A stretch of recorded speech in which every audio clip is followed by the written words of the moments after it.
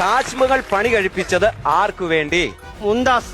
ആ, അതിന്റെ പിന്നിൽ പ്രവർത്തിച്ചത് ബിന്ദാസ്.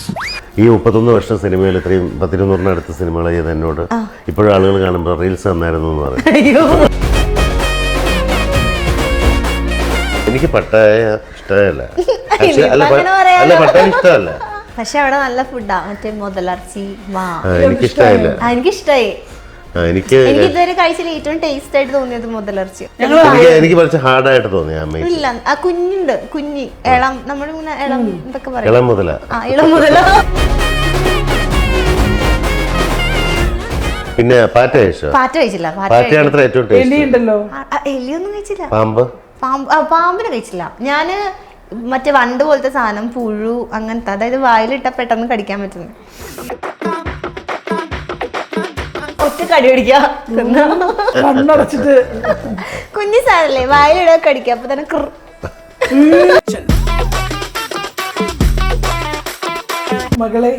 മകളെ ഒരു ഇന്റർവ്യൂ ആണ്. ഓക്കെ, നിന്നെ കാണിച്ചോട്ടെ ക്യാമറയിൽ. ഹായ്. ഇടയ്ക്ക് ഒരു അമ്മൂമ്മ റെയിൽവേ സ്റ്റേഷനിൽ ചേട്ടപ്പോൾ ചോദിച്ചു, നിങ്ങൾ ഡൈവേഴ്സ് ആയില്ലേ? അവർക്ക് അറിവില്ലായ്മ കൊണ്ട് ചോദിക്കുന്നതല്ല. പക്ഷേ സിനിമയിൽ എന്ന് പറയുമ്പോൾ സ്വാഭാവികമായിട്ടും കല്യാണം, പിന്നെ ഒരു ഡിവോഴ്സ്, പിന്നെ വേറൊരു രണ്ടാമത്തെ കല്യാണം, ഇങ്ങനെയാണല്ലോ അതിൻ്റെ റൂട്ട് വരിക. ആക്ച്വലി ചിലത് പറയും ഇവർ തമ്മിൽ വേർപിരിയാൻ പോകുന്നു. എങ്ങനെയുണ്ട് അവരുടെ ഫാമിലിക്ക്, എങ്ങനെയുണ്ടാവും എന്ന് ആലോചിച്ചു.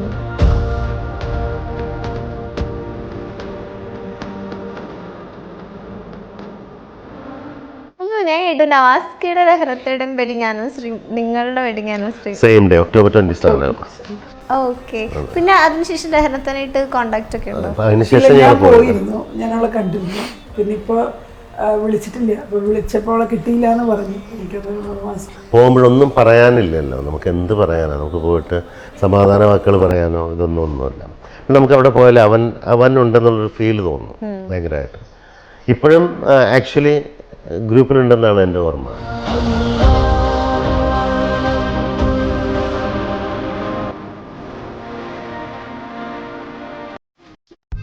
ഇഞ്ചി മൈ മീൽ പാർട്ട്ണർ. അപ്പൊ എങ്ങനെ ഒരു BC day in my life? BC day in my life എന്ന് വെച്ചാൽ, ഞാൻ രാവിലെ എനിക്കൊരു 4:30 ശേഷം ക്ലാസ് തുടങ്ങും മോർണിംഗ്. അപ്പം എന്തായാലും 4:30 എണീറ്റ് കഴിഞ്ഞാൽ 5 മണിക്കാണ് ക്ലാസ്സെങ്കിൽ, ഇപ്പോൾ മോൾക്ക് സ്കൂളിൽ പോകാൻ ചപ്പാത്തി എന്തെങ്കിലും ആണെങ്കിൽ ഞാൻ ആ ചപ്പാത്തി കീഴെ കുഴച്ച് വെച്ചിട്ട് കയറും. അപ്പോൾ 5 to 6 ക്ലാസ് ഉണ്ടാവും. അത് കഴിഞ്ഞിട്ട് ആ 6 to 6:30 ആ ഗ്യാപ്പിൽ അവൾക്കുള്ള ചപ്പാത്തി ഉണ്ടാക്കി 6:30 വീണ്ടും ക്ലാസ് ഉണ്ടാവും. 6:30 to 8:30 വരെ ഉണ്ടാവും. ആ 8:30 കഴിഞ്ഞാൽ പിന്നെ ഇത് എല്ലാ ദിവസവും അല്ല, ഇപ്പം ഞാൻ ബിസി ആയിട്ടുള്ള ദിവസം, ചില ദിവസം 2-3 ക്ലാസ് മോർണിംഗ് ഉണ്ട് ആ ദിവസങ്ങൾ. പിന്നെ ഇത് ഓൺലൈനാണ്. ഓൺലൈൻ കാരണം 4:30 പറയുമ്പോൾ US ടൈം, US കാനഡ ആ ടൈമാണ് വരെ ക്ലാസ്. പിന്നെ ഒരു 8:30 കഴിഞ്ഞാൽ നമ്മൾ ഇവിടുത്തെ ബ്രേക്ക്ഫാസ്റ്റും കാര്യങ്ങളും കഴിഞ്ഞാൽ 10:30 എനിക്ക് ലേഡീസ് ഗ്രൂപ്പിൻ്റെ ക്ലാസ് തുടങ്ങും. ലൈവ് അമ്മമാരുടെ ക്ലാസ് ഉണ്ടാവും. ചില സമയത്ത് 1 മണിയാകുമ്പോൾ തീരും. ചിലപ്പോൾ 11:30 ശേഷം ഓൺലൈൻ ലേഡീസിൻ്റെ ക്ലാസ്. അതേപോലെ തന്നെ ചില ദിവസങ്ങളിൽ നമുക്ക് അയർലൻഡ്, ഓസ്ട്രേലിയ അങ്ങനെയുള്ള ക്ലാസ്സിലൊക്കെ 1 to 2, 2 to 3 അങ്ങനെ ആ ഗ്യാപ്പ് വരും. Total BC. കറക്റ്റ് ഓർഡറിൽ പറഞ്ഞു. 4:30 നോർമൽ ക്ലാസ്സസ് അവസാനം നോക്കിയപ്പോൾ ഇപ്പം സമയം 6:30. 4:30 ആകുമ്പോൾ നോർമൽ റെഗുലർ ക്ലാസ്സസ് സ്റ്റാർട്ട് ചെയ്യും. അത് മൺഡേ ട്യൂസ്ഡേ കുട്ടികളായിരിക്കും, വെനസ്ഡേ തേഴ്സ്ഡേ അമ്മമാരായിരിക്കും. ഫ്രൈഡേ ആകുമ്പോൾ again online class. Friday full online class ആയിരിക്കും. കാരണം UAE ടൈമിങ്ങിൻ്റെ അതനുസരിച്ചിട്ട് അങ്ങനെ ഒരു ഡേ ചോദിച്ചു ഒരാഴ്ച പറഞ്ഞിട്ടുണ്ടാവുള്ളൂ. ഇതാണ് പറഞ്ഞ മനസ്സിലാവില്ല. ഇതിനിടയിലാണ് ഭക്ഷണം കാര്യങ്ങളൊക്കെ. ജോലിക്കാരും ഉണ്ടെങ്കിലും ഫുഡൊക്കെ ഉണ്ടാക്കുന്ന അവള് തന്നെ കൂടുതൽ. അമ്മയാണ് ബാക്കിയെല്ലാം വീട്ടിലെ നമ്മുടെ നാടൻ ഫുഡെല്ലാം അമ്മയാണ് ഉണ്ടാക്കുന്നത്. അച്ഛനൊക്കെ എപ്പോഴും അങ്ങനെ റൊട്ടീനായിട്ട് അങ്ങനെ ചെയ്യുന്നു. പക്ഷേ സ്പെഷ്യലുകളൊക്കെ അവളാണ്. അപ്പോൾ പിള്ളേരൊന്നും അത് കഴിക്കില്ലല്ലോ. പിള്ളേർക്ക് കൂടുതലും ബിരിയാണിയോ മറ്റുള്ള സാധനങ്ങളൊക്കെ വേണം. രാവിലെ ബ്രേക്ക്ഫാസ്റ്റ് എനിക്ക് നിർബന്ധമാണ്. എന്തെങ്കിലും അച്ഛൻ ഇഡ്ഡലി ദോശയാണെങ്കിൽ എനിക്ക് സ്പെഷ്യലായിട്ട് എന്തെങ്കിലും വേണം. അപ്പോൾ 2 ബ്രേക്ക്ഫാസ്റ്റ് ഉണ്ടാവും. അപ്പം അമ്മ എന്തായാലും ഇഡ്ഡലി ദോശ ഉണ്ടാവും. കൂടെ അപ്പം ഒടിയപ്പോ മുട്ടോ അങ്ങനെ എന്തെങ്കിലും ഉണ്ടാക്കുക. എന്തെങ്കിലും സാധനം വേണം. ഓക്കെ. അപ്പൊ ഫ്രീ ആയിട്ടിരിക്കുന്നത് എന്താ പിന്നെ അത് ചോദിക്കാം. എന്നെ ഇവിടെ നിന്ന് പൊക്കി എറണാകുളത്ത് ഞങ്ങൾ യാത്രകൾ പോകുന്നത് കൂടുതൽ അതാണ് അങ്ങനെയാണ്. ശരിക്കും യാത്ര ഷാർട്ടും പ്ലാൻ ചെയ്യുന്നത് എന്നെ ഫ്രീ ആക്കാൻ വേണ്ടിയിട്ട്. അതിനാണ് യാത്രകൾ ഷാർട്ടും പ്ലാൻ ചെയ്യുന്നത്. ഇപ്പോഴും ഞങ്ങൾ ജീവിതത്തിൽ ഒളിച്ചോടിക്കൊണ്ടേയിരിക്കുക. മറ്റുള്ള തിരക്കുകളിൽ നിന്ന് അതേ യാത്രയാണ്. നിങ്ങൾ മാത്രമായിട്ടാണ് പോകുന്നത്, മക്കളും കൊണ്ടുപോകും? ആ, അങ്ങനെ മക്കളില്ലാതെ എവിടെയും വരില്ല. ഒരു പരിധി വരെ ഞാൻ വലിച്ചുകൊണ്ട് പോയാലും അവിടെ പോയാലും പുള്ളിക്കാരത്തി പെട്ടെന്ന് മൂഡ് ഓഫ് ആവും. അതായത് ഞങ്ങൾ രണ്ടുപേരും യാത്രയായിട്ട് എത്ര സമയം ഞങ്ങൾ വേണമെങ്കിൽ ചിലപ്പോൾ ടൗണിലിരിക്കും. ഞങ്ങൾ ഒരുമിച്ച് രണ്ടുപേരും കൊണ്ട് ഭക്ഷണം കഴിക്കാൻ പോകും, എല്ലാം ചെയ്യാം. ഒരു നിശ്ചിത ദൂരത്തിനപ്പുറത്തേക്ക് മക്കളില്ലാതെ, ഇപ്പോൾ മൂത്താളിപ്പോൾ ജോലിയായി പോയി, അവർക്കൊന്നും അങ്ങനെയില്ല. ആ കമ്പനി ഇവൾക്ക് അല്ലാതെ ഇപ്പം അമ്പലത്തിൽ പോയാലും ഇപ്പം മൂകാംബി എവിടെയെങ്കിലും പോയാലും കുറച്ച് കഴിയുമ്പോൾ കണ്ണ് നിറയും, ഇവള് ഇഷ്യൂ ആവും, പിന്നെ ഇവള് കരയും.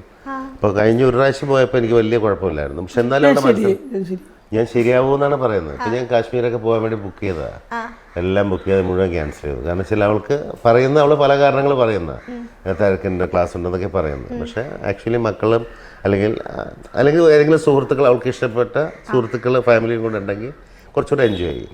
അല്ല രണ്ടുപേരും മാത്രമാകുന്ന സമയത്ത് അവൾക്ക് ഇതാവില്ല, അവൾ കറക്റ്റ് ആവില്ല. അവിടെ ചെല്ലുമ്പോൾ മക്കളെ മിസ് ചെയ്യും. അതാണ് എൻ്റെ പ്രോബ്ലം. അതൊരു പ്രോബ്ലം. മക്കളുടെ അമ്മ അല്ലാതെ അമ്മയുടെ മക്കളല്ല. ഇപ്പൊ ചെന്നൈയിലും മോള് പോയപ്പോ ഭയങ്കര ബുദ്ധിമുട്ടായിട്ടുണ്ടാവില്ല? എല്ലാ പ്രാവശ്യവും മോളെ ഇവിടുന്ന് പാലക്കാട് പോകുമ്പോഴും അവളെ കരയും. ടൗണിൽ പോകുമ്പോഴും യാത്ര കഴിക്കുമ്പോഴൊക്കെ വെറുതെ മറ്റേ വണ്ടിയില്ലേ കല്ലടയുടെയൊക്കെ ബസ് മുമ്പ് പഠിക്കാൻ പോകുമ്പോഴൊക്കെ ബസ് ദൂരെ നിന്ന് വന്ന് നിൽക്കുന്ന സമയത്ത് കണ്ണ് നിറഞ്ഞിങ്ങനെ ഒഴുകുന്നുണ്ടാവും. എന്ന് വെച്ചാൽ എല്ലായിടത്തും മക്കള് പോകുമ്പോൾ ഒരു യാത്രയാണെങ്കിൽ അവൾക്ക് ഫീലിങ്സ് അത് സ്ഥിരമായിട്ടുള്ളതാണ് എല്ലാവർക്കും. ഞാൻ പോകുമ്പോൾ ഒരു വിഷയം ഇപ്പം എവിടെ പോയാലും ഒന്നൊന്ന് ചോദിക്കാം അമേരിക്കന്ന് വരുന്നത്. പക്ഷെ അമേരിക്കയിലേക്ക് പോകണം. ഞാൻ കൂളിംഗ് ഗ്ലാസ് ഒക്കെ വെച്ച് നോക്കും. ഞാൻ യാത്രയെന്ന് അറിയിക്കാൻ വേണ്ടിയിട്ട് ഇറങ്ങുമ്പോഴൊക്കെ അവിടെ ഞാൻ ദുബായ് വിളിക്കും കേട്ടോ പോയിട്ട്. അങ്ങനെയാണ് അതെല്ലാവരും അങ്ങനെ തന്നെ, മക്കളൊക്കെ അങ്ങനെ തന്നെ. അവർക്ക് അങ്ങനെ ഇതൊന്നുമില്ല, അവർക്ക് യാത്ര പോകാൻ ഇഷ്ടമാണ് അച്ഛനമ്മ ഇല്ലാതെ. അവർക്ക് ഇവള് പുറകെ അവരുടെ പുറകെയാണ്. മക്കൾക്ക് ഭയങ്കര ഫ്രീഡം കൊടുക്കുന്ന പേരൻസ് ആണോ? അത് ഫ്രീഡം. അപ്പം നമ്മൾ വിചാരിക്കും ചിലപ്പോൾ മക്കളെ ഭയങ്കരമായിട്ട് കൺട്രോൾ ചെയ്യും, പുറകെ നടന്ന്. അവൾ അതില്ല. അവളുടെ എല്ലാ കാര്യങ്ങൾക്കും അവൾ കൂട്ടി നിൽക്കും. എല്ലാ കാര്യങ്ങളും അവൾക്ക് അമ്മയെ അറിഞ്ഞിട്ട് എല്ലാം ഉണ്ട് ഇവർ തമ്മിൽ. പിന്നെ ഇവൾക്ക് മനസ്സിൽ അനുവദിക്കാത്തതുകൊണ്ട് ഇവൾ എന്നോട് ഷെയർ ചെയ്യും. ഞാൻ ഉടനെ പോകുന്നത് ഹലോ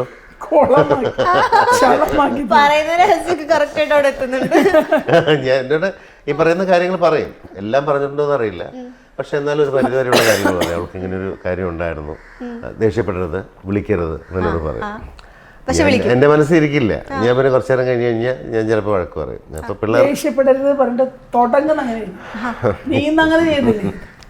ഇവരെ യാത്ര കൊണ്ട് ഇവരെ മാത്രമേ യാത്ര വിട്ടു. ഞാൻ മക്കളും അമ്മയും കൂടെ തായ്ലൻഡ് വിട്ടു. ഞാൻ തായ്ലൻഡ് വിട്ട് ഞാൻ പറഞ്ഞു നിങ്ങൾ പോയി എൻജോയ് ചെയ്ത് അവിടെ പോയി എന്തൊക്കെയാ കാര്യങ്ങളുള്ളത് തായ്ലൻഡ് യാത്ര ചെയ്യാൻ വിട്ടതിന് ശേഷം മക്കളും ആദ്യം പറഞ്ഞു അച്ഛൻ വേണ്ടെന്നാണ് പറഞ്ഞത്. എന്നുവെച്ചാൽ ഞാൻ വന്നു കഴിഞ്ഞാൽ ചോദിക്കും അത് വേണ്ട എടുക്കണ്ട, എൻ്റെ ആവശ്യം എന്താ, വേണമെങ്കിൽ മതി എന്നൊക്കെ പറയുമല്ലോ. അപ്പം അമ്മയാകുമ്പോൾ ഒരു കുഴപ്പമില്ല, എന്ത് ചോദിച്ചാലും പൈസ കൊടുക്കും, എന്തോ വിഷയമല്ല. പിന്നെ ഒരു എൻജോയ് ആയിട്ട് വന്നു. ഒരു യാത്ര ഉണ്ടായിരുന്നു. ഒരു കുറേ സുഹൃത്ത് ഫ്രണ്ട്സും അവരുടെ എല്ലാ പെൺകുട്ടികളും അങ്ങനെ ഗേൾസ്. അല്ലെങ്കിൽ തായ്ലൻഡിൽ ഹസ്ബൻഡ്സിനായിട്ട് പോകാൻ പാടില്ല. ശരിയാ, ഹസ്ബൻഡ്സ് വൈഫിനായിട്ട് പോകാൻ പാടില്ല. രണ്ടായിട്ടാണ് ഫ്രണ്ട്സ് ആയിട്ടാണ്. ഞാൻ 2 പ്രാവശ്യം പോയിട്ടുള്ളത് തായ്ലൻഡില്. പക്ഷെ ഞാൻ എനിക്ക് ഇഷ്ടപ്പെട്ട ഫുക്കറ്റാണ് ആക്ച്വലി. എനിക്ക് പട്ടായ ഇഷ്ടമല്ല.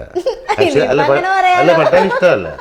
ഫുക്കറ്റ് ഇപ്പൊ ക്രാബി എന്ന് പറഞ്ഞ സ്ഥലം ഞാൻ പോയിട്ടുണ്ട്. എനിക്ക് പോകണമെന്ന് വലിയ ആഗ്രഹമാണ്. പക്ഷെ ഞാൻ പ്രൈവസി എല്ലാം ഫുക്കറ്റിലാണ്. മറ്റേടത്തും നമുക്ക് എല്ലായിടത്തും നമുക്ക് ടൗൺ പോലെ ഉണ്ടാവും. അല്ല ഞങ്ങള് പോകുമ്പോ ചേച്ചി ഒറ്റയ്ക്കല്ലോ ചേട്ടൻ വന്നില്ലേ കട നടത്തുന്നതൊക്കെ മലയാളീസ് ആയിരിക്കും. അങ്ങനെ പറയാ. അതുകൊണ്ട് ഞാൻ പോയിട്ടുണ്ട് തായ്ലൻഡ്. ഇപ്പൊ ഞാൻ പറഞ്ഞു ഞാൻ കഴിഞ്ഞ ദിവസം ആരോട് ശേഷം തായ്ലൻഡ് എന്ന് പറയും ഒരു കാര്യമില്ല. അവിടെ പോയിട്ട് ശരിക്കും നമ്മൾ ലോകത്തിൽ കാണാനുള്ള ഏറ്റവും കൂടുതലുള്ളത് തായ്ലൻഡിലായിരിക്കും. തായ്ലൻഡിൽ നിന്ന് ബൈ റോഡ് കംബോഡിയ പോയിട്ടുണ്ടോ? സൂപ്പറാണ്.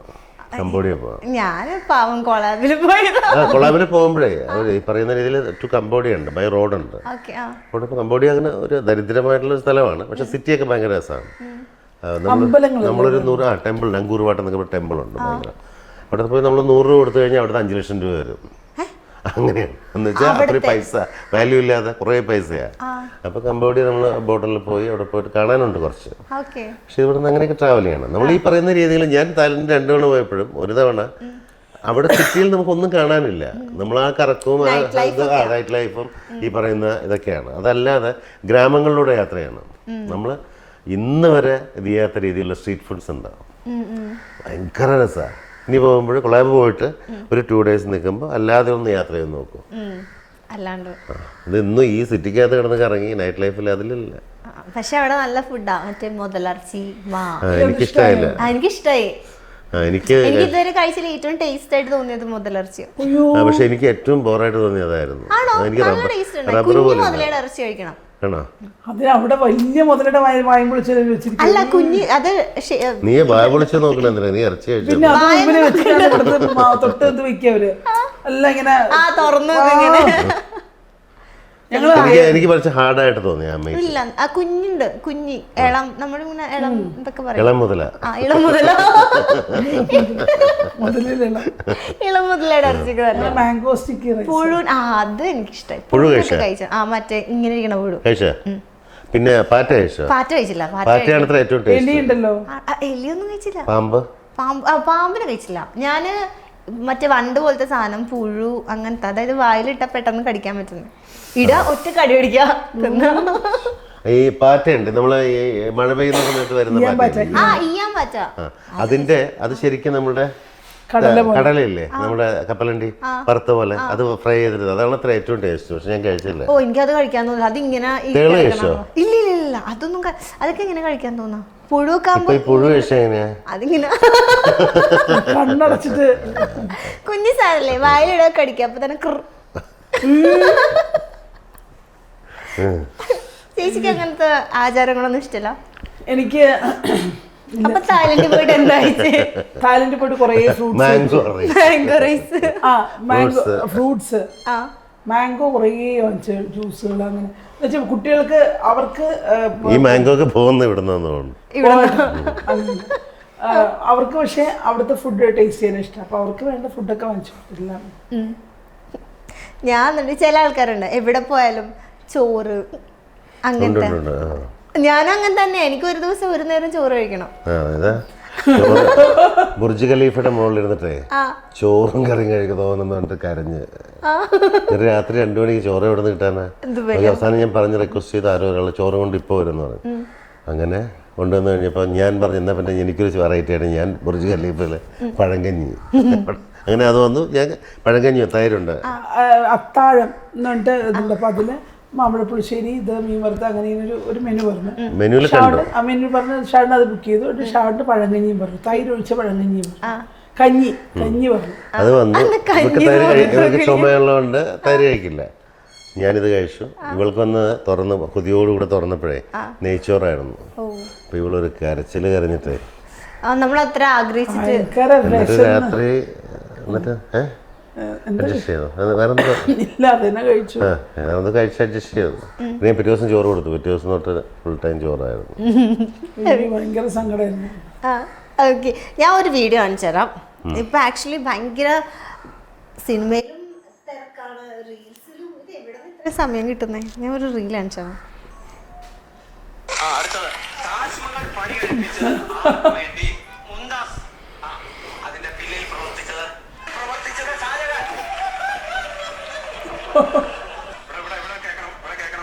ലോകത്തിലെ 2 അത്ഭുതങ്ങൾ, 7 ഉണ്ട്. 7 അത്ഭുതങ്ങളാണുള്ളത്. 2 നീ ഒന്ന് പറയുന്നത് കറക്റ്റ്.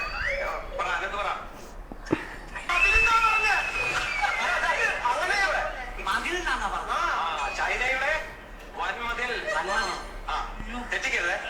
രണ്ടാമത്തെ ഒരു അത്ഭുതം ഉണ്ടല്ലോ, അതങ്ങനെ പറഞ്ഞേ. കുട്ടപ്പനാട്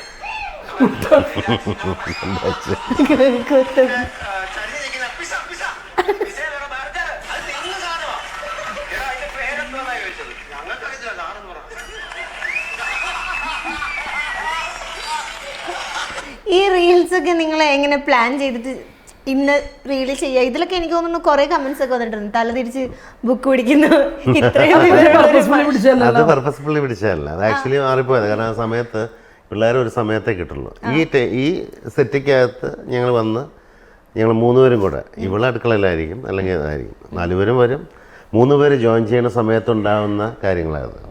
അപ്പോൾ TV കാണാൻ വേണ്ടി പിള്ളേരിക്കുമ്പോൾ അതിൻ്റെ ഇടയിൽ നിന്ന് ശ്രദ്ധ മാറ്റാൻ വേണ്ടി കുറച്ച് സമയം ഞാൻ ഇത് എടുത്തു കൊടുക്കും. അപ്പോൾ അവർ പെർഫോം ചെയ്യുന്നത് നമുക്ക് രസം. നമ്മളതിൻ്റെ കൂട്ടം നിൽക്കുള്ളൂ. പലപ്പോഴും അതിനകത്ത് വരുന്ന കമൻറ്റുകൾ കൂടുതലും അച്ഛനേക്കാൾ സൂപ്പറാണ്, അച്ഛൻ കണ്ടുപിടിക്കുക അഭിനയം എന്നൊക്കെ ആയിരിക്കും.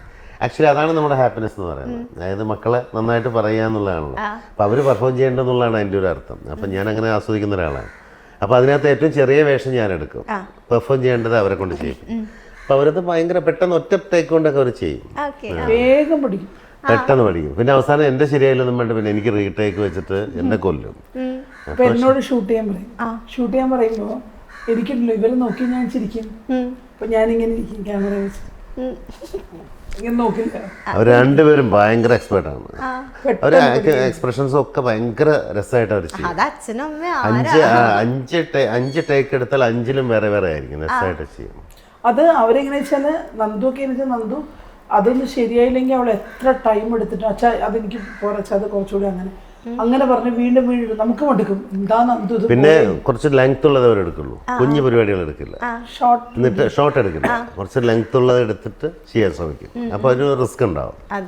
നമ്മൾ ആ റിസ്ക് എടുക്കാൻ തയ്യാറല്ല. നമുക്ക് ആ ഒരു ഡയലോഗുള്ള ഞാൻ തരയും ഏതെങ്കിലും നമുക്ക് മാത്രമായിട്ട്, ബാക്കി അവരെ കൊണ്ട് ചെയ്യിപ്പിക്കും. അവരെ കിട്ടിയാലും ഓക്കെയാണ്.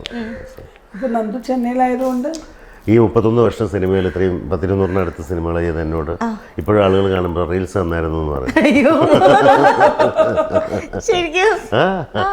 അവരെ സന്തോഷത്തിൽ പറയുന്ന മക്കളുടെ കൂടെ റീൽസ് അടിപൊളിയാട്ടോ എന്ന് പറയും. അപ്പം ഞാൻ വിചാരിക്കും എത്രയോ സിനിമകൾ ചെയ്യുന്നു, നല്ല വേഷങ്ങൾ ചെയ്യുന്നു, അതിലൊന്നും അവർക്ക് അതൊന്നുമല്ല. ആളുകൾ എപ്പോഴും ഇതിലേക്ക് മാറി തുടങ്ങിയതാണ് സോഷ്യൽ മീഡിയയിൽ. ഇപ്പം നിങ്ങളെപ്പോലുള്ള ഇപ്പോൾ ചാനൽസ് നമ്മൾ വരുന്ന സമയത്ത് അതിലാണ് കൂടുതൽ ശ്രദ്ധ. കൂടുതലും അവർ യൂട്യൂബിലും ഫോണിലാണ്. ഓക്കെ, നമ്മൾ എന്തായാലും ഇപ്പോൾ വീട്ടിൽ വന്നപ്പോൾ മക്കളാരും ഇല്ല, ഏറ്റവും കൂടുതൽ ഫാൻസ് ഇവിടെ മക്കൾക്കാണ്. നമുക്ക് ആദ്യം മൂത്ത ആള് ചെന്നൈയിൽ വർക്ക് ചെയ്യാണ്, നമുക്ക് ജസ്റ്റ് ഒന്ന് വീഡിയോ കോളിൽ പോയി നോക്കാം. ഓക്കെ, ഒന്ന് വിളിച്ചു നോക്കാം. എന്ത് കോലത്തിലാണ് വരണമെന്ന് അറിയില്ല. വിളിച്ചു മകളെ ഒരു ഇന്റർവ്യൂ ആണ്. ഓക്കെ, നിന്നെ കാണിച്ചോട്ടെ ക്യാമറയിൽ. ഹായ്, ഹലോ, എന്തൊക്കെയുണ്ട് വിശേഷം? സുഖായിട്ടിരിക്കുന്നു. എന്തൊക്കെയുണ്ട് വിശേഷം? നല്ല വിശേഷം. ഷുഗർ ഗ്ലൈഡർ ഒക്കെ എന്ത് പറയുന്നു? പാച്ചും പത്രവും രണ്ടുപേരും സുഖമായിട്ടിരിക്കുന്നു. എനിക്ക് ബർത്ത്ഡേക്ക് ഫ്രണ്ട്സ് തന്ന ഒരു ഗിഫ്റ്റ് ആണ്. ഒരാളെ ഞാൻ മേടിച്ചതാണ്, ഒരാളെ എന്റെ ഫ്രണ്ട്സ് ഗിഫ്റ്റ് ചെയ്താണ്. അപ്പൊ എന്തായാലും രണ്ടുപേരും ഇവിടെ ഉണ്ട്, എന്റെ കൂടെ ഉണ്ട്. എന്തായാലും എല്ലാരും സുഖമായിട്ടിരിക്കുന്നു. ഇവിടെ അച്ഛൻ പറയായിരുന്നു മക്കള് ഭയങ്കരമായിട്ട് ക്രിട്ടിസൈസ് ചെയ്യും, അതായത് എന്താണെങ്കിലും മുഖത്ത് നോക്കി പറയുന്ന ആൾക്കാരാണ്. അപ്പൊ അത് അച്ഛന് ഒരു സജഷൻസ് കൊടുക്കുന്നതാണ്. അപ്പൊ അച്ഛൻ മൂവീസ് ചെയ്യുന്ന സമയത്ത് ഇന്ന ക്യാരക്ടർ നമുക്ക് മനസ്സിലൊരു ഇതുണ്ട്, അച്ഛൻ ഇന്ന ക്യാരക്ടർ ചെയ്താൽ നല്ലതായിരിക്കും എന്നുള്ളത്. അപ്പൊ അതുകൊണ്ട് ഞാൻ അച്ഛന് സജഷൻസ് കൊടുക്കുന്നതേ ഉള്ളൂ. ചില സമയത്ത് ക്രിട്ടിസൈസ് ചെയ്യാറുണ്ട്, പക്ഷെ മോസ്റ്റ്ലി അച്ഛൻ ചെയ്യുന്ന റോൾസ് എല്ലാം എനിക്ക് ഭയങ്കര ഇഷ്ടമാണ്. ഏറ്റവും ഇഷ്ടം ചെയ്ത റോളാ? എനിക്ക് അച്ഛന്റെ അയ്യപ്പനും കോശിയും അതിലെ റോള് എനിക്ക് നല്ലപോലെ ഇഷ്ടപ്പെട്ടു. എനിക്ക് അച്ഛൻ ചെയ്യുന്ന സീരിയസ് റോൾസ് ആണ് കൂടുതൽ ഇഷ്ടം. പോലീസ് റോൾസ് ഇഷ്ടമാണോ? പോലീസ് റോൾസ് ഇഷ്ടമാണ്, പക്ഷെ ഇപ്പൊ കണ്ടിന്യൂസ് ആയിട്ട് കുറെ പോലീസ് റോൾസ് തന്നെ ചെയ്യുന്നതുകൊണ്ട് ഞാൻ പറയും അല്ലാത്ത നമുക്ക് വേറെ ക്യാരക്ടർ റോൾസ് കിട്ടുകയാണെങ്കിൽ അച്ഛന് നന്നായി ചേരും ക്യാരക്ടർ റോൾസ് എനിക്ക് തോന്നിയിട്ടുണ്ട്. അപ്പൊ അതാണ് ഞാൻ എപ്പോഴും അച്ഛനോട് പറയാറ്. സീരിയസ് റോൾസ് അച്ഛൻ ചെയ്താൽ എനിക്ക് ഭയങ്കര ഇഷ്ടമാണ്. ഇവിടെ അമ്മ നമ്മള് നേരത്തെ പറയുന്നുണ്ടായിരുന്നു, അമ്മ മക്കളില്ലാതെ എവിടെയും പോവാൻ ഇഷ്ടമില്ലാത്ത ഒരാളാണ്. മക്കൾക്ക് പക്ഷെ അത്ര ഇല്ലാന്ന് ഇവിടെ പറയുന്നത്. അത് ഞങ്ങളെ വിട്ട് അമ്മ നിൽക്കേയില്ല. അപ്പൊ നമ്മളെപ്പോഴും പറയാറുണ്ട് അമ്മ ട്രിപ്പ് പോവും, ഫ്രണ്ട്സിന്റെ കൂടെ ട്രിപ്പ് പോവും, അച്ഛനും ഞങ്ങളും അല്ലാണ്ട് അമ്മയ്ക്ക് ട്രിപ്പ് പോവാലോ. അപ്പൊ നമ്മളെപ്പോഴും അമ്മയോട് പറയും അമ്മ ഭയങ്കര ഇമോഷണലാണ്, നമ്മളെ കൂടാതെ എവിടെയും പോവില്ല. എന്നാൽ നമ്മളൊക്കെ ട്രിപ്പ് പോകുന്നുണ്ട്. അപ്പൊ എന്തായാലും ഇപ്പൊ അമ്മ അതുപോലെ പോകണമെന്ന് എനിക്ക് നല്ല ആഗ്രഹമുണ്ട്. അപ്പൊ ഞാൻ തന്നെ അമ്മയോട് പറയാറുണ്ട്, അല്ലെങ്കിൽ നമുക്ക് മാത്രം പോവാ ഞാനും അമ്മയും കൂടെ. പക്ഷെ അമ്മയ്ക്ക് എപ്പോഴും ഫുൾ എല്ലാരും ഉണ്ടെങ്കിലും അമ്മ വരുള്ളൂ. ഓക്കെ, പിന്നെ എന്താ ചെന്നൈയിൽ എങ്ങനെയാണ്, ചൂടുണ്ടോ? ചെന്നൈയില് ഇപ്പൊ മഴ, ഒരു മിക്സഡ് ക്ലൈമറ്റ് ആണ്. അപ്പൊ എനിക്കിപ്പോ ചുമയും കോൾഡ് ഒക്കെ ഉണ്ട്. ഇന്നിപ്പോ മഴ പെയ്തു, ഇന്നലെ വരെ ഭയങ്കര വെയിലായിരുന്നു. അങ്ങനെ ആയിട്ട് ഒരു ക്ലൈമറ്റ്. ഓക്കെ, അപ്പൊ ഞങ്ങൾ എന്തായാലും ജസ്റ്റ് ഇങ്ങനെ വന്നപ്പോ മക്കൾക്കാണല്ലോ ഫാൻസ് കൂടുതൽ. കാരണം ഇൻസ്റ്റഗ്രാമിൽ നിങ്ങളുടെ റീൽസിന്റെ താഴെ ഏറ്റവും കൂടുതൽ ഫാൻസ് നിങ്ങൾക്കാണ്. അപ്പൊ നിങ്ങളെ കാണിച്ചില്ലെങ്കിൽ പിന്നെ ഞങ്ങൾ ഒന്നും കൂടി വരേണ്ടി വരും നിങ്ങളുള്ളപ്പോ. ഞാൻ ചേച്ചീനെയും ആദ്യമായിട്ടാണ് കാണുന്നത്. അപ്പൊ ചേച്ചിയോട് സംസാരിക്കാൻ പറ്റിയല്ലേ സന്തോഷം. Thank you. അപ്പൊ എന്തായാലും thank you so much. All the very best. Stay happy and healthy. Thank you. You too. Bye. എനിക്കൊന്ന് റഹ്മാൻ കേക്ക് വന്നിട്ട് കമന്റ് ഒക്കെ ചെയ്യാറുണ്ട്. റഹ്മാനിക്ക് എൻ്റെ വളരെ ക്ലോസ്, എന്നെ ഭയങ്കര വലിയ കാര്യം. ഞങ്ങൾ ഞങ്ങൾ ഈ 1000 Babies എന്ന് പറയുന്ന പുതിയ വെബ് സീരീസിൻ്റെ അപ്പോൾ ഞങ്ങൾ ഭയങ്കര കൂട്ടായപ്പോൾ റഹ്മാനിക്ക് വലിയ ഇഷ്ടമാണ്, മക്കളെയൊക്കെ ഇഷ്ടമെന്ന് പറയും. അപ്പോൾ എനിക്ക് ഭയങ്കര ഇഷ്ടം റഹ്മാനിക്കാണ്. കാരണം ഞാനൊക്കെ കണ്ടു വളർന്ന അന്നത്തെ യൂത്തിൽ ഏറ്റവും നമ്മൾ ഇഷ്ടപ്പെടുന്ന ഒരു ഹീറോ അല്ലേ അദ്ദേഹം. ഇന്നും അദ്ദേഹം യൂത്തിൻ്റെ കൂടെ തന്നെയാണ് നിൽക്കുന്നത്, എത്രയും ചെറുപ്പക്കാരൻ തന്നെയാണ്. പക്ഷേ നമുക്ക് അന്ന് നമ്മുടെ ആരാധനയുടെ എക്സ്ട്രീമാണ് അന്നത്തെ യുവാക്കളെ പോലെ. ഞങ്ങൾ 1000 Babies 2 വരാൻ പോകുന്നത്, അതിൻ്റെ ഒരു എക്സൈറ്റ്മെൻറ്റ് വരുന്നുണ്ട്. ഞങ്ങളെല്ലാം ഓണായത്. അതിപ്പോൾ ഷൂട്ടിംഗ് ഉടനെ തന്നെ സ്റ്റാർട്ട് ചെയ്യും. അപ്പോൾ ഭയങ്കര സീരിയസ് ആയിരുന്നു. ഞാൻ ഒറ്റരിപ്പിന് അപ്പോൾ അതിൻ്റെ 2 ഗംഭീര സ്ക്രിപ്റ്റായിരുന്നു. നന്നായിട്ട് സ്റ്റോറി അസലായിട്ട് വന്നിട്ടുണ്ട്. നമുക്ക് എൻ്റെയൊക്കെ ക്യാരക്ടർ വളരെ നല്ലതെന്ന് പറയുന്നു, നമുക്കറിയില്ല. പക്ഷേ സ്റ്റോറി ഒരു രക്ഷയില്ലെന്ന് പറഞ്ഞു.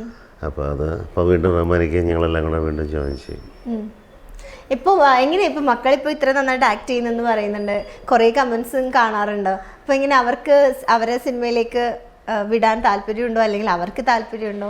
മൂത്ത ആൾക്ക് ഭയങ്കര താല്പര്യമാണ്, രണ്ടാമത്തെ ആൾ ഒന്നും പറയുന്നില്ല. പക്ഷെ നമ്മളെല്ലാം ഇതിനകത്ത് വരുമ്പോഴും കമൻസ് വരുമ്പോഴും ചെറിയ ആളെ നോട്ടിടാൻ പറയും. അപ്പോൾ പക്ഷേ രണ്ടുപേരും നന്നായി പെർഫോം ചെയ്യണമെങ്കിൽ അവൾക്ക് ഭയങ്കര പാഷനാണ്. അവൾക്ക് സിനിമ എന്ന് പറയുന്നത് മൂത്താൾക്ക്. അപ്പോൾ അവൾ സിനിമ ചെയ്യുമെന്ന് അവൾ ഉറപ്പിച്ച് പറയുന്നു. അപ്പോൾ നമ്മൾ അതുപോലൊരു ക്യാരക്ടർ വരുമ്പോൾ പെർഫോം ചെയ്യാനുള്ളതാണെങ്കിൽ അവൾ ചെയ്യും.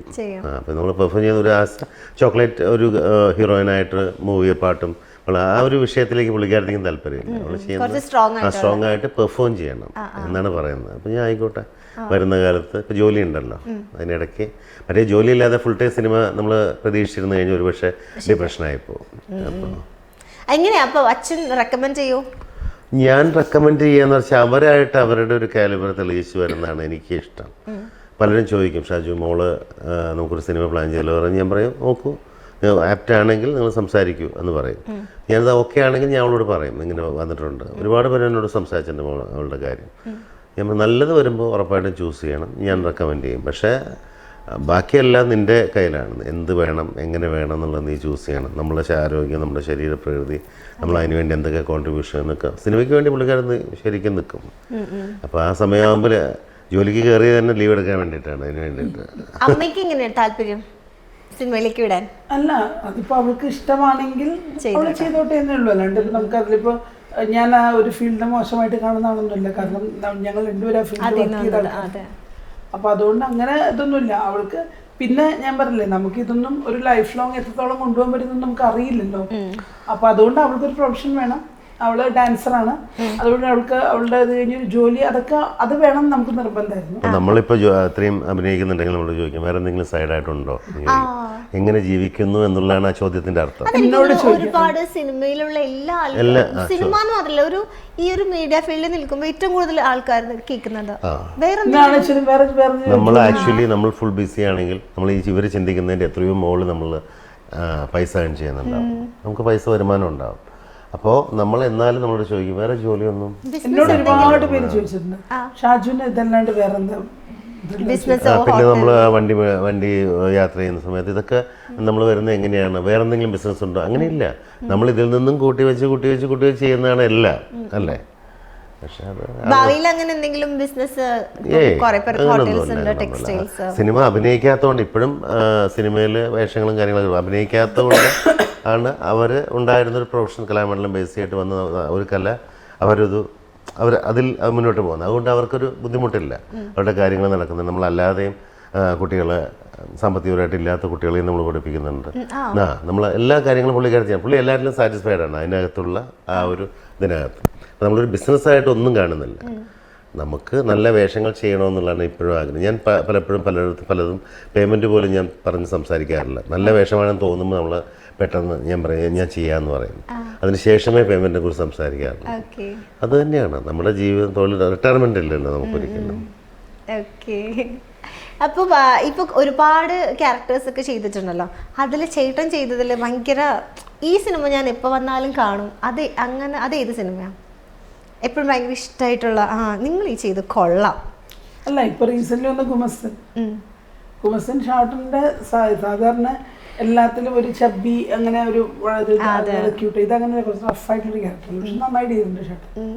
ഇപ്പൊ റീസെന്റ് വന്നാൽ ഞാൻ പറയുന്നത് ഇവര് സമ്മതിക്കാൻ വലിയ പാടാ.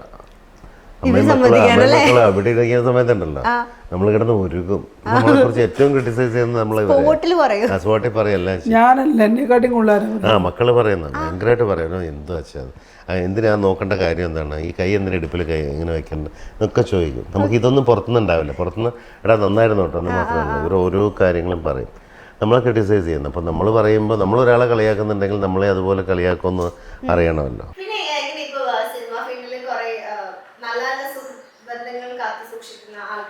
പറഞ്ഞിരുന്നു എല്ലാവരുമായിട്ട് ഒരു കോണ്ടാക്ട് കീപ്പ് ചെയ്യുന്നുണ്ടെന്ന്. അപ്പൊ അങ്ങനെയുള്ള ഇപ്പൊ ബിജു ചേട്ടനായിട്ടും റഹ്മാനിക്കാനായിട്ടൊക്കെ കമ്പനി ഉണ്ട്. അതുകൂടാതെ വേറെ ആരൊക്കെയാണ് സുഹൃത്ത് ബന്ധം?